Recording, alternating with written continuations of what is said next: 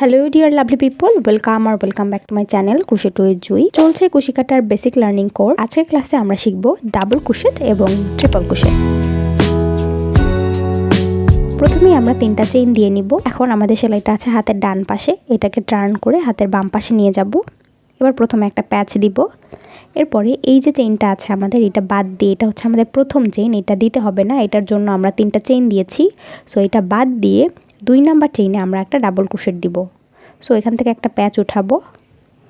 প্রথমে একটা প্যাচ নিয়েছি এবং এখান থেকে একটা প্যাচ উঠিয়েছি। সো টোটাল হয়েছে 3টা প্যাচ। এই 3টা প্যাচের 2টাকে প্রথমে বের করব, এরপরে আবার পরের 2টাকে বের করব। আবার একটা প্যাচ নিব। এরপরে পরের যে আমাদের চেইনটা আছে ঠিক এখান থেকে আমরা কাঁটাটাকে ইন করে একটা প্যাচ নিব। এবার এটাকে একটু লম্বা করব। এখন হয়েছে 3টা প্যাচ। প্রথমে আমরা 2টা প্যাচ বের করব, এরপরে আবার 2টা প্যাচ বের করব। ডাবল কুশি হচ্ছে সব থেকে প্রয়োজনীয় একটা স্টেজ। মানে এই ডাবল ক্রোশেট ছাড়া আসলে কোনো সেলাই করা সম্ভব না। বিভিন্ন ক্ষেত্রে ডিজাইনের ক্ষেত্রে হয়তো বা অনেক সেলাই আসবে, কিন্তু মূল সেলাইটা হচ্ছে ডাবল ক্রোশেট। তুমি যদি একবার ডাবল ক্রোশেটটা দিতে পারো, যে তুমি সেলাইয়ের 90% অলরেডি শিখে ফেলেছো। সো ডাবল ক্রোশেট দেওয়া মানেই হচ্ছে 90% শিখে ফেলা। সেভাবে করে আমরা এই পুরো রোটা কমপ্লিট করে নিব। তোমরা আর একটা কাজ করতে পারো, এখানে গুনে নিতে পারো যে তোমাদের এখানে কয়টা হাফ ডাবল ক্রোশেট দিয়েছো। দেখো এটা কিন্তু স্পষ্টভাবে গোনা যায়। 2, 4, 6, 8, 10, 12, 14, 16, 18টা হয়েছে। ওকে, সো পরবর্তী লাইনে আমাদের 18টা হয় কিনা এটা কিন্তু অবশ্যই খেয়াল রাখতে হবে। এবার চলে যাই আমরা আমাদের নেক্সট স্টেজে। এখন আমরা শিখবো ট্রিপল ক্রোশেট। ট্রিপল মানে হচ্ছে 3, তার মানে 3বার করে প্যাচ দিতে হবে। সো ট্রিপল ক্রোশেটের জন্য প্রথমে আমরা 4টা চেইন দিব। 1, 2, 3, 4। ওকে, 4টা চেইন দিব। আবার দেখো এটাকে আমরা টার্ন করব। হাতের ডান পাশে আছে, এটাকে আমরা টার্ন করে হাতের বাম পাশে নিয়ে যাব এভাবে।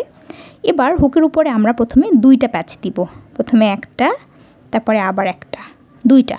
ওকে, আবার খেয়াল করে দেখো, প্রথমে একটা, এরপরে আবার একটা, 2টা প্যাচ দিয়ে নিব। এগুলোকে আমরা আঙুল থেকে চেপে ধরবো। ধরার পরে এই যে পরবর্তী, এটা না কিন্তু পরের এই যে চেইনটা আছে এখান থেকে আমরা ইন করে আর একটা লুপ নেব। তাহলে এখন দেখো হুকের উপরে টোটাল 4টা লুপ আছে। এই লুপটা কিন্তু টান দিয়ে বড় করা যাবে না, এই লুপটা ছোট থাকবে। সো হুকের উপরে আমার টোটাল 4টা লুপ আছে। 1, 2, 3, 4টা লুপ আছে। সো এই 4টা লুপকে আমরা 2টা করে বের করব। সো প্রথমে আমরা একটা লুপ নিব প্যাচ নিয়ে। এই লুপটাকে প্রথমে আমরা 2টার ভিতর থেকে বের করব। এরপরে আবার একটা প্যাচ নিব, 2টার ভিতর থেকে বের করব। এরপরে আবার একটা প্যাচ নিব, 2টার ভিতর থেকে বের করব। তাহলে টোটাল 3বার বের করলাম, এই জন্য এটার নাম হচ্ছে ট্রিপল ক্রোশেট। আবার দেখো আমরা 2টা প্যাচ নিব হুকের উপরে, পরবর্তী চেইনের ভিতর থেকে ঢুকিয়ে আর একটা লুপ বার করব। তাহলে টোটাল হলো 4টা। এবার আবার একটা প্যাচ নিয়ে প্রথমে আমরা 2টার ভিতর থেকে বের করব, এরপরে আবার 2টার ভিতর থেকে বের করব, এরপরে আবার 2টার ভিতর থেকে বের করব। ওকে, আমরা আরও একবার দেখি। প্রথমে একটা প্যাচ, তারপর আর একটা প্যাচ, এরপর চেইনের ভিতর থেকে উঠিয়ে আর একটা প্যাচ, 4টা প্যাচ।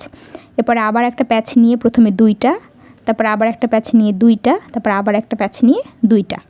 ওকে, এভাবে করে আমরা ট্রিপল ক্রোশেট দিব। একটু স্লো করে দেখে নিবে, তাহলে খুব সহজেই বুঝতে পারবে। আর না বুঝলে অবশ্যই আমাকে কমেন্ট বক্সে জানাবে, আমি বলে দিব। আমি তোমাদের সবার কমেন্ট পড়ি, আমার তোমাদের কমেন্ট পড়তে খুব ভালো লাগে।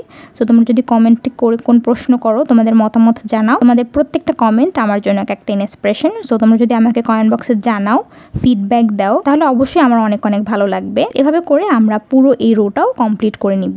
তো আশা করি তোমাদের কাছে আজকের ক্লাসটা ভালো লেগেছে এবং তোমাদের জন্য হেল্পফুল হয়েছে।